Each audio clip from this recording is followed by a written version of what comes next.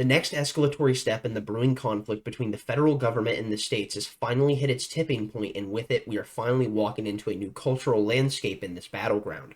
We see that Greg Abbot, governor of Texas, has sent a letter and statement to the Biden administration claiming that through their dereliction of duties and failure to protect the U.S.-Mexico border, allowing this mass influx of immigrants to come into the country, over 8 million people in Joe Biden's first 3 years in office, well, it appears that Greg Abbott is claiming that he will be superseding the authority of the federal government, and in doing so, defying the actions and mandates of the Joe Biden administration as well as the Supreme Court to defend the Texas-Mexico border.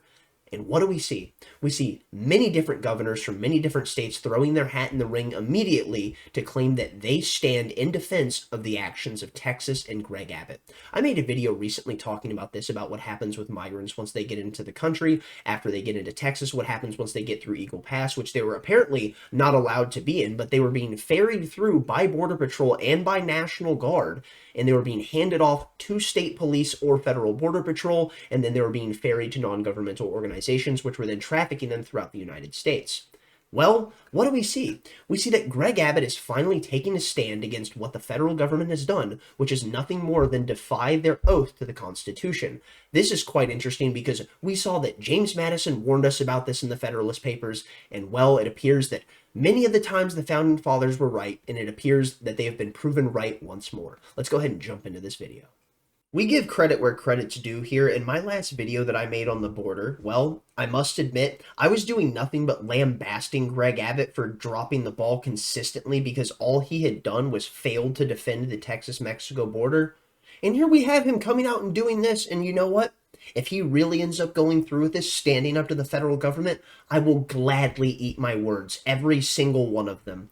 Here we go over to Greg Abbott and see the Texas National Guard continues to hold the line in Eagle Pass. Texas will not back down from our efforts to secure the border in Biden's absence. And here we go over to see my statement on Texas's constitutional right to self-defense. And yes, that is what every single state has, a right to self-defense, which is exactly how southern border states should be acting. And now we go over here to Clint Russell from Liberty Lockdown, the great. Please go give Clint a follow on YouTube, on Twitter. It will be linked in the description down below. I cannot recommend him enough. He's truly one of the best people in the liberty space, one of the best voices. Nonetheless, this reads like the founders' grievances against the king. I love it with every fiber of my being. Inject it straight into my veins. Oh my gosh. It sounds like that of a letter that would have been written by the founders and sent off to King George to tell him about how he no longer has the right to rule over them. Wonderfully well said by Greg Abbott. Let's go ahead and jump into this statement. The federal government has broken the compact between the United States and the states. The executive branch of the United States has a constitutional duty to enforce federal laws protecting states, including immigration laws on the books right now. President Biden has refused to enforce those laws and has even violated them. The result is that he has smashed records for illegal immigration.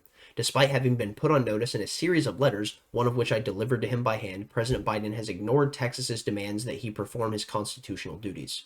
President Biden has violated his oath to faithfully execute immigration laws enacted by Congress. Instead of prosecuting immigrants for the federal crime of illegal entry, President Biden has sent his lawyers into federal courts to sue Texas for taking action to secure the border. President Biden has instructed his agencies to ignore federal statutes that mandate the detention of illegal immigrants. The effect is to illegally allow their en masse parole into the United States. By wasting taxpayer dollars to tear open Texas's border security infrastructure, President Biden has incited illegal immigration away from the 28 legal entry points along the state's southern border, bridges where nobody drowns, and into the dangerous waters of the Rio Grande. Under President Biden's lawless border policies, more than 6 million illegal immigrants have crossed our southern border in just 3 years. This is more than the population of 33 different states in this country. This illegal refusal to protect the states has inflicted unprecedented harm on the people of the United States. James Madison, Alexander Hamilton, and the other visionaries who wrote the U.S. Constitution foresaw that states should not be left to the mercy of a lawless president who does nothing to stop external threats, like cartels smuggling millions of illegal immigrants across the border.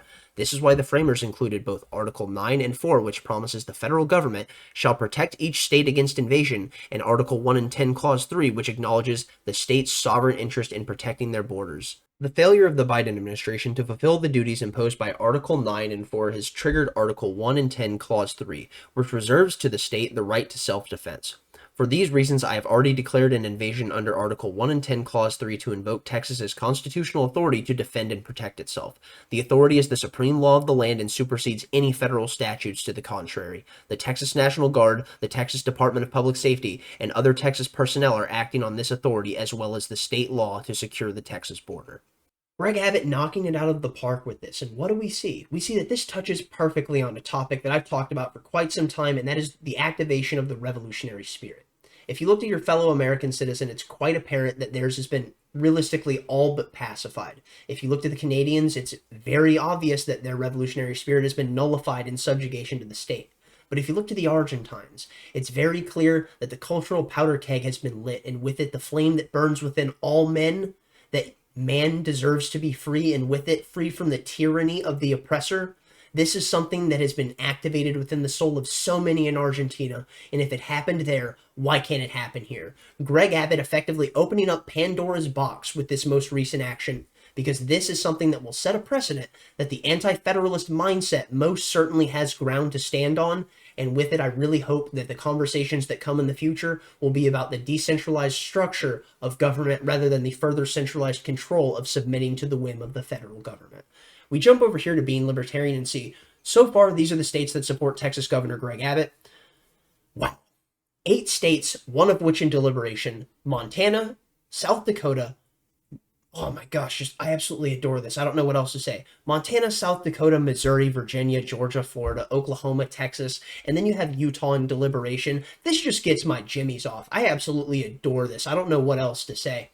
And here we go over to Ron DeSantis, the governor of Florida, and I must admit, if Ron DeSantis had ran his presidential campaign with any bit of the ferocity and intensity that he handles the rhetoric of, let's say, addressing the problems that the people of Florida suffer, or that the people of Texas are now suffering when it comes to the nature of handling constitutional crises, he would have been the person that was still in this presidential race against Donald Trump. It wouldn't have been Donald Trump and Nikki Haley. It would have been Donald Trump and Ron DeSantis, and I have no doubt about that in my mind whatsoever.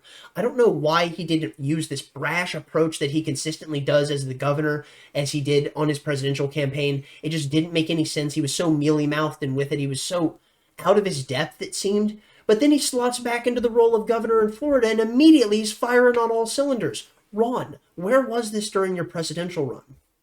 Anyways, if the Constitution really made states powerless to defend themselves against an invasion, it would have been ratified in the first place, and Texas would have never joined the Union when it did. True, Texas is upholding the law while Biden is flouting it. Florida will keep assisting Texas with personnel and assets. And that is no small feat.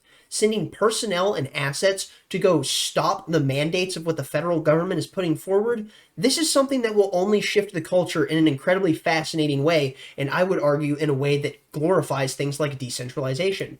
Here we go over to Ron DeSantis once more. Can the federal government defy the law and force a state to allow for invasion? James Madison didn't think so. Ron DeSantis actually referencing the Federalist Papers that I was talking about earlier, which if you would like to go read that will be linked in the description down below, so you can go check that out in your own time. Well worth a read. You need to understand the nature of why the Founding Fathers put forth the ideals that they did so they could stop the future of the degradation of the United States, because they understood what it would mean if we were to be subjected to the tyrannical orders of an overbearing government, which is exactly why they fled that of the kingdom. Let's go ahead and throw it into this clip of Ron DeSantis. Biden is going after Texas, saying that they must remove fortifications from their border. They put wire, they put things to keep people out. Biden saying you got to take that down to let people come in illegally, which is just crazy. And I remarked that if the Constitution was originally understood to mean that a state could not protect itself against an invasion, that the federal government could force a state to allow an invasion, the Constitution would have never been ratified in the first place. Texas would have never joined the Union when it did. And if you look at Federalist 46, which Daniel Horowitz pointed out, James Madison talks about situations where federal encroachment can be mitigated by state action. So you have Texas here that's holding its ground. They have every right to fortify the border vis-a-vis an invasion, and that's Article 1, Section 10 of the Constitution. So they're in the right. You also have a situation where liberal jurisdictions over many, many years have been sanctuary jurisdictions against enforcing federal immigration law. So you'll have somebody who's a criminal alien, they will not be given over to ICE, and they will deliberately act to frustrate the laws on the books, and somehow that's viewed as okay. You have Texas, who's acting to enforce the laws on the books, to ensure that they have a secure state and that we have a secure country. So all of this is just nonsense what Biden's doing. Texas has every right to stand its ground. In Florida, we've been sending people to help for many years now, because we understand it's not just a Texas issue, it's ultimately an American issue. And if we don't have sovereignty in this country, then we're not going to be a country anymore. So they have every right to hold their ground, to stay the course, and Florida will continue to be there helping out every step of the way. I want to know what happened to that version of Ron DeSantis on the campaign trail. I just can't fathom the fact that we have two completely different people. The one that was running for president, and then the one who's actually using historical context to explain why it's noble to fight for states' rights and the individual. And then we have this mealy-mouthed charisma vacuum of a high-heel-wearing dork that was running for president.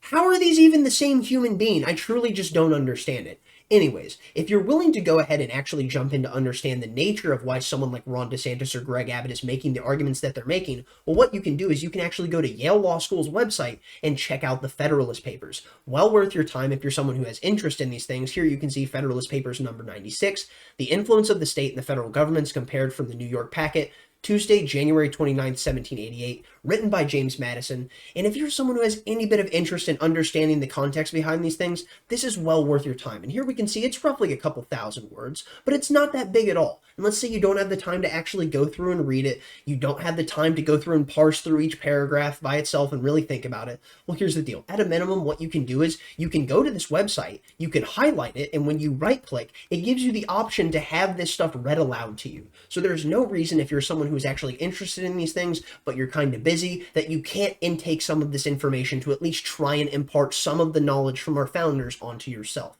It's important that you understand these things, and with it, that is exactly why people like Ron DeSantis and Greg Abbott are using arguments as old as that of ones from 1788, because they are still ever relevant today as they were when they were crafted.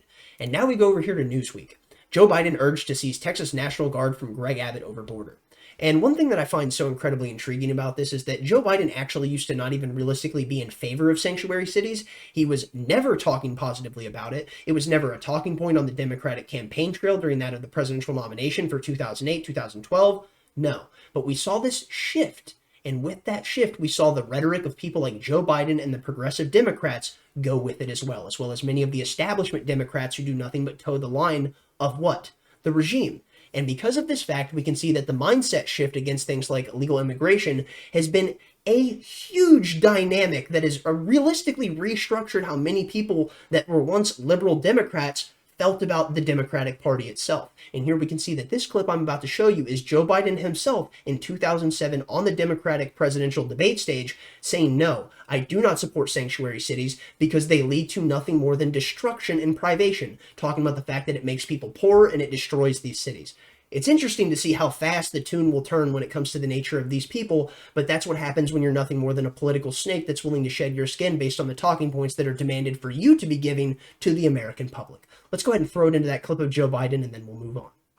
Would you allow these cities to ignore the federal law regarding the reporting of illegal immigrants and, in fact, provide sanctuary to these immigrants?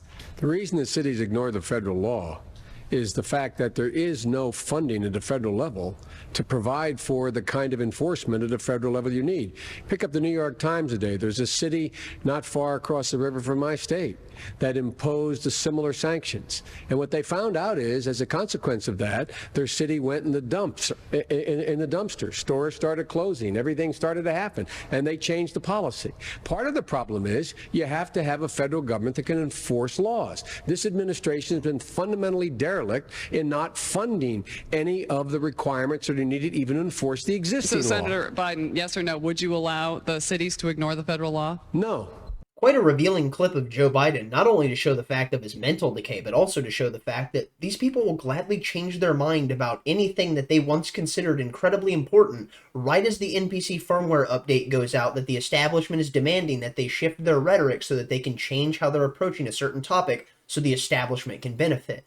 It's quite apparent these people are nothing more than snakes who shed their skin. Well, what do we have here? Dem lawmaker urges Biden to seize control of the Texas National Guard.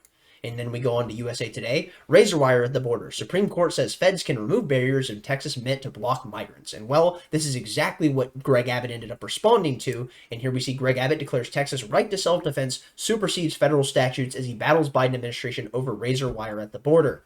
And this is only going to lead to exactly what Newsweek is correctly predicting, Supreme Court decision sparking Texas independence calls.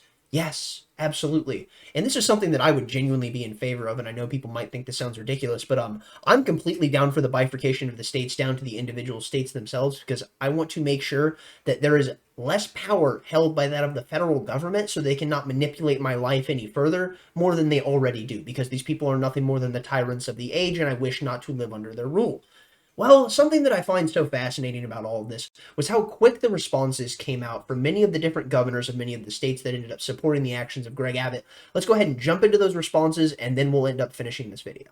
Let's go ahead and finish this off with the public statements from these governors who are backing that of Governor Greg Abbott's actions standing against the Biden administration. Well, what do we see? We see Utah governor, one of the states who was in deliberation about deciding if they were in full support of this, has come out in full support with this statement saying, well, the border is a disaster, and that continues to spiral out of control, both in terms of people and the deadly fentanyl traffic. This is not a partisan issue. This is a national security issue. This is a common sense issue. This is an American issue. Utah thanks Texas and Governor Greg Abbott for stepping up where the Biden administration has failed over and over again. Utah Governor Spencer J. Cox coming around to that of the side of Texas in this fight. And now we go into Brian Kemp of Georgia. Enough is enough already. Our southern border is in crisis thanks to the Biden administration's refusal to do their job. Greg Abbott and the state of Texas have our full support. And then we go on to Kevin Stitt of Oklahoma. Oklahoma stands with Texas. Now we go on to Governor Greg Gianforte of Montana. Governor Greg Abbott is doing what POTUS won't by refusing to act. President Biden is inviting cartels, illegal drugs, and human trafficking into the United States. We must secure our border. And here we see from Glenn Youngkin of Virginia. Virginia stands with Texas. Greg Abbott of Texas is doing the job that Joe Biden and his border czar refused to do to secure our border. The Biden administration has turned every state into a border state. We must stop the flow of fentanyl, save lives, and secure our southern border. Now we go on to who? Jim Justice of West Virginia, another state who has thrown their hat into the ring.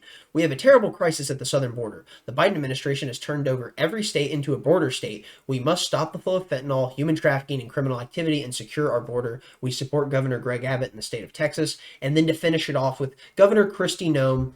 Here we see Greg Abbott is doing exactly what is right to invoke Texas constitutional authority to defend itself. The Biden admin has created a national security crisis and put Americans in danger. Their failure is an unconstitutional dereliction of duty. South Dakota has been proud to help Governor Abbott's efforts to secure our border. And this is incredibly interesting because I can't wait to see what else comes out from this. I will most certainly be doing reporting on this in the future. I can't wait to see the response from the governors who are standing against this, who do not support it, who want to just keep their mouth shut. This is going to be an interesting fight, and I really hope it brings us to the precipice of having the conversation that is most important.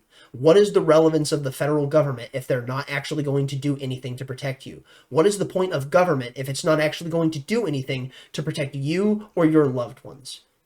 I'm going to go ahead and call it there. Thank you for watching if you got this far. Thumbs up if you liked it, thumbs down if you didn't. Tell me where I'm wrong in the comment section down below. Stay lovely, stay great, tell someone you love them. Peace out.